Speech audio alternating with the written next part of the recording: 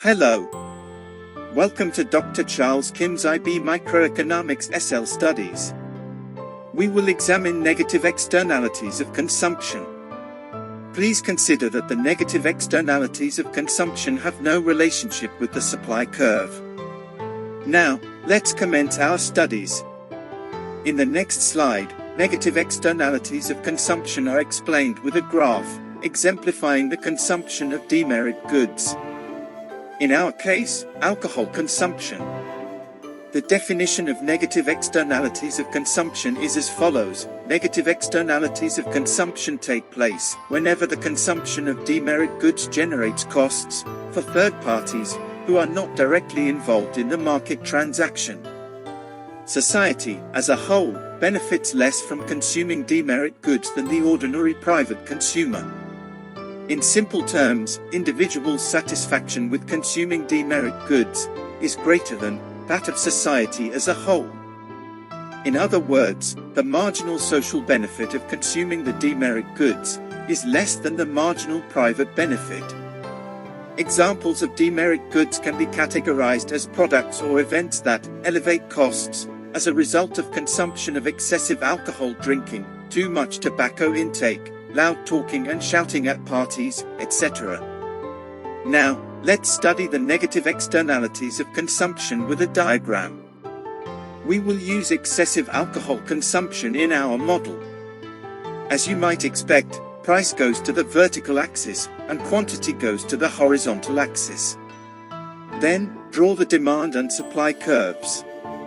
The demand curve is equal to marginal private benefit, or MPB, and the supply curve is equal to marginal social cost, or MSC.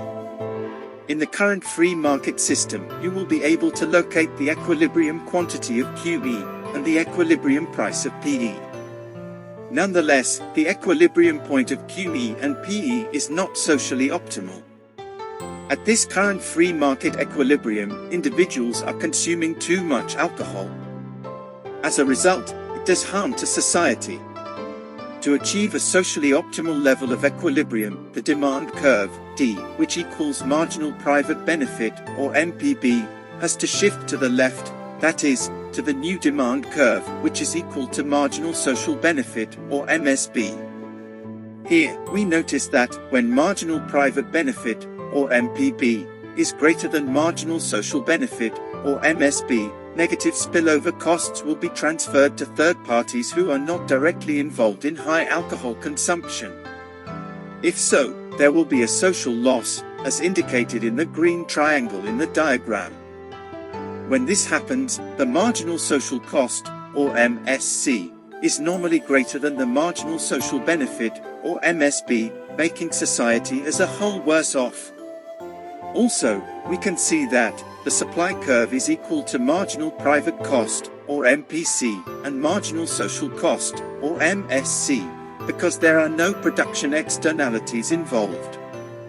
In order to achieve socially optimal equilibrium, the government could implement three main policies. First, the government can impose limits on the consumption of demerit goods, excessive alcohol consumption in our case. Second, the government can raise age restrictions. And, lastly, the government can pay more attention to increasing awareness of the dangers of consuming demerit goods.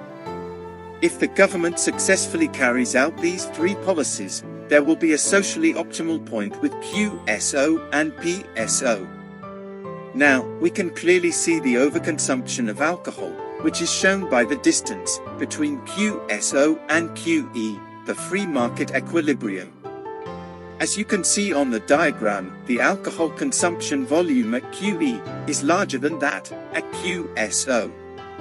Subsequently, this is the loss of total welfare as a whole, resulting in society from the overconsumption of alcohol. We hope you enjoyed the lessons. Until next time, goodbye.